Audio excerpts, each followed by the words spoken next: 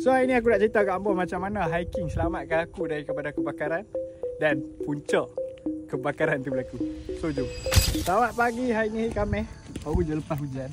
Ni aku nak cerita kat hampa macam mana hiking ni boleh selamatkan aku. So cerita dia macam ni. Hari tu aku pergi hiking turun jerai tu. Lepas tu phone aku ni terjatuh dekat sungai. Memang masuk layak. Phone aku dah biasa orang masuk layak. Aku ingat tak ada apa. Tu sampailah ke hari ni. So balik rumah tu aku pun kering lah phone aku macam biasa. Lak pun semua lah. Tapi aku cucuk cah masuk. So nak jadikan cerita, hari selepas tu aku cah macam biasa je. Cuma petang-petang tu mesti keluar ni liquid detect lah. Sedangkan phone aku dah kering lama. Aku pelik lah. Aku pun terfikir, phone aku kau ada ayak ke kabel ni ada ayak. Sebab dia cucuk phone aku waktu basah tu. Aku cabut lah. Aku biar phone aku lepas 2-3-4 jam. Cucuk-cucuk sama kot. Malah aku nak pergi hiking ni sekarang ni, aku tak cas lah phone aku sebab dia keluar liquid detect tu. Lepas tu pagi tadi macam aku jaga pukul 5 pagi subuh tu, aku cas lah. Cas tu masuk. Lepas aku tertidur. Kawan aku call ajak hiking. Aku tu bangun. Kalau aku bangun pelak dekat charger tu cup nyala.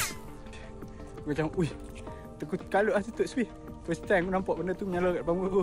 Asyik aku bangun. Aku tak bangun, menyala bilik aku. Sebab pelak aku tu kat tepi katil, kalut-kalut tutup. So nasib lah bangun pergi hiking.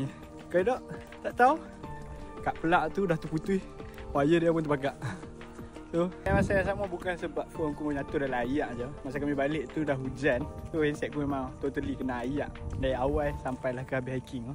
So kepada hampa semua yang tengah tengok ni, beringat sama, phone masuk air, hampa cucuk phone hampa nampak liquid detect tu, tolonglah cabut dan jangan cas waktu benda tu duk ada. Selagi dia tak kering, dia akan detect ayat wap-wap tu. Detect liquid tu. Hati-hati. Sekarang pun musim hujan. Mana yang tengah tengok video ni, share kat member hampa. Kalau mereka tengah buat kerja kat luar macam outdoor apa semua tu, kalau time-time hujan ni, dah balik, phone dah kena hujan, jangan cas. Takut jadi jago. Untuk tips yang phone dah basah tu, jangan lupa, kalau hampa ada silica gel ke apa, hampa bubuh dalam satu kotak, hampa letak phone hampa dalam tu. So lepas aku buat macam tu, barulah handset aku dah boleh cas balik. Beli satu silica gel macam ni, tak. Kalau basah, letak dalam satu kotak, letak phone pun kat tu. Sik, jangan lupa share kat member pun untuk peringat apa semua. Nak tahu kat mana aku jogging, kat mana aku hiking, jangan lupa follow aku. Jumpa lagi. Ciao.